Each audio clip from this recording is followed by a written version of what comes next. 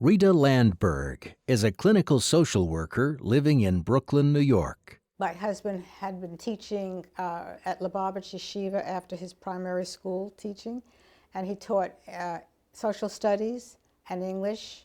In May of 1973, I was due to give birth, and I gave birth not by design, but by accident in the house.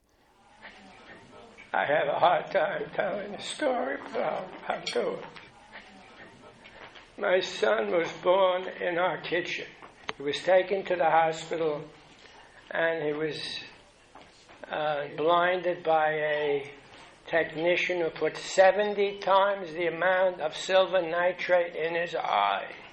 She took the wrong silver nitrate, which is what is typically used for a baby, either to cauterize the navel or for silver nitrate drops for the eyes.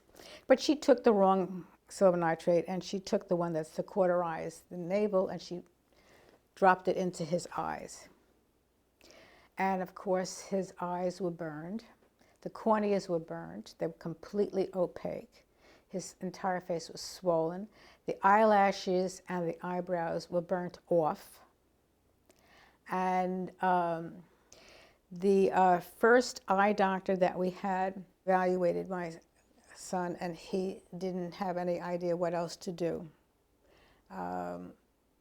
The other doctors that were there really didn't know what to do, because this was an unusual situation. Fortunately, we were able to find a Dr. Albert Hornblass, who was an ophthalmologist and who specialized in pediatrics. There was a consideration of corneal transplants, but they didn't decide to do that. They decided to try antibiotics first, which did not help or work. My husband spoke with Dr. Hornblass, who told him about his own father had had a bad heart attack, and he went to have a special bracha made by Rebbe Schneerson, and his father recovered very well.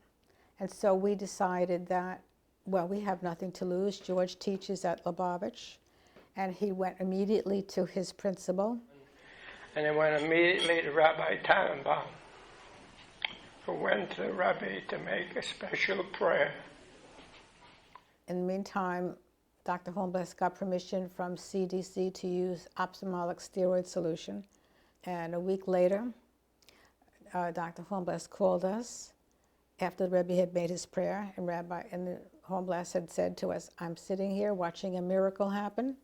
I'm watching all the conjunctiva, all the stain, all the mucus and pus come right out of his eyes, and I'm optimistic for normal vision." He obviously recovered, and he's now functioning normally. He can drive a car. He can do anything that anyone else can do. And very, very fortunate that Rebbe Schneerson made a prayer for him.